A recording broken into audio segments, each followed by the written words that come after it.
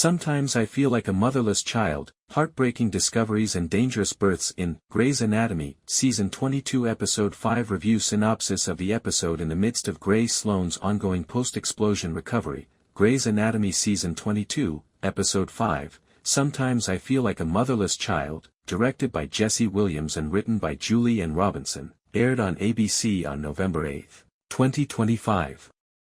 It was a moving anthology of maternal loss, structural obstacles, and precarious new beginnings. This 42-minute episode, which has less ensemble dispersion than previous episodes, focuses on three interwoven stories of doctors dealing with motherless gaps, both literally and emotionally, while hinting at the season's underlying themes of forgiveness, faith, and broken families.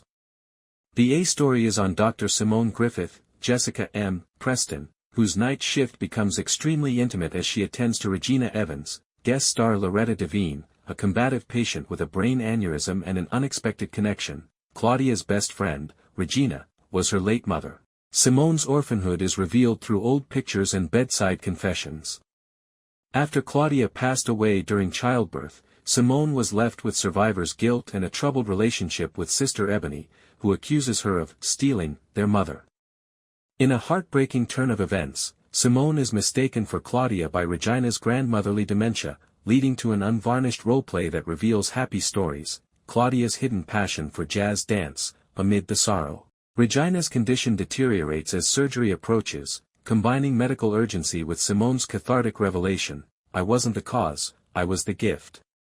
In parallel, Doctors Jules Millen, Adelaide Kane, and Blue Kwan, Harry Shum Jr., jeopardize their licenses while making a house call to Mercedes, guest star Annie Gonzalez, an undocumented diabetic whose untreated foot infection has progressed to gangrene.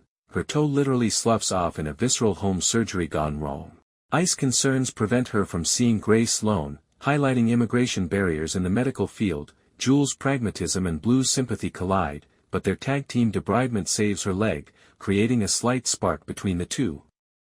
In the meantime, Dr. Joe Wilson, Camilla Luddington, a recurring character from Episode 3, develops a close relationship with bereaved pregnant patient Lila while managing a high-risk delivery made more difficult by Lila's grief-driven denial. Joe's empathy draws comparisons to her own upcoming twins, and her conflict with husband Link, Chris Carmack, about baptism, his agnostic scars versus her rediscovered faith, culminates in Joe's water breaking in the middle of her shift, a chaotic cliffhanger that combines fear and victory when contractions occur during Lila's C-section. With brief cuts to Bailey, Chundra Wilson, teaching residents and Teddy, Kim Raver, discreetly helping Owen, Kevin McKidd, after trauma. Meredith Grey, Ellen Pompeo, voiceover only, weaves thematic commentary on motherless children, finding chosen homes. It ends with Simone sharing a jazz playlist homage to her mother, Hope Amid the Bleeding, during Joe's panicked ambulance trip while baby monitors beep.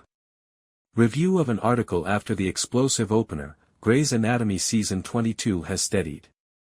Episode 5, Sometimes I Feel Like a Motherless Child, is a heartfelt return to the show's origins, personal patient stories as mirrors for character development, peppered with Shondaland's signature weepies and moral dilemmas. The emotional intimacy is enhanced by Williams' direction, which uses bright fluorescence for the home call and warm sepia tones for flashbacks.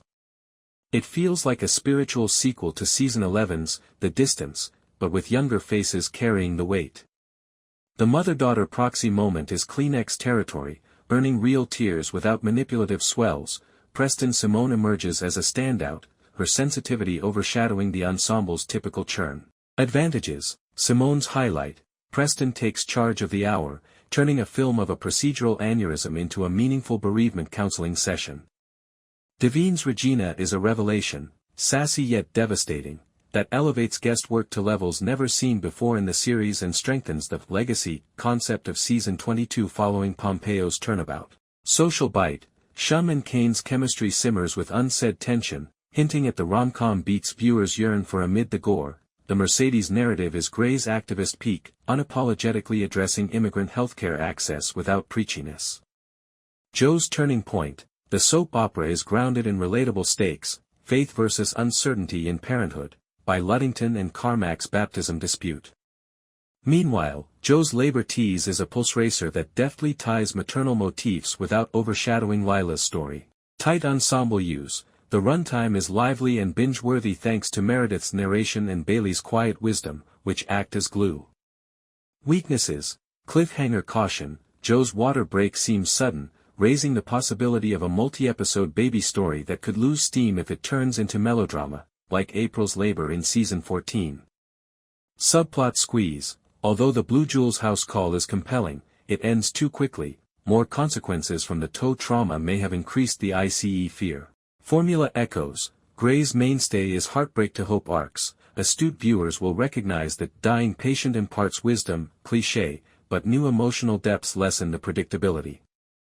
All things considered, sometimes I feel like a motherless child achieves a strong August 4th, 10, a mid-season treat that reinforces Grey's perennial empathy engine by fusing poignant moments with relevant realities. It's a victory for the post-Grey age, demonstrating that Marina's vision can both create new stars and pay tribute to the past.